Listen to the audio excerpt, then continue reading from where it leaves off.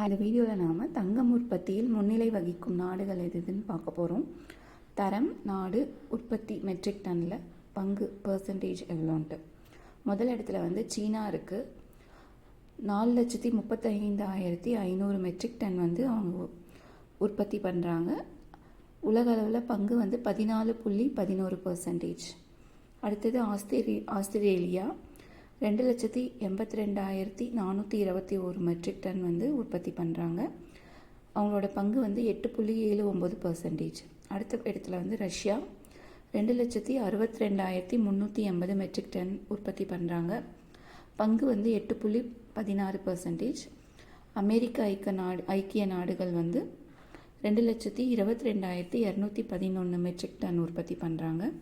அவங்களோட பங்கு வந்து 6.91%. கனடா 5வது இடத்துல இருக்குது. 1,65,034 மெட்ரிக் டன் வந்து உற்பத்தி பண்ணுறாங்க. அவங்களோட பங்கு வந்து 5.13%. மற்ற நாடுகள்லாம் சேர்ந்து 56.90% வந்து உற்பத்தி பண்ணுறாங்க. தேங்க்யூ.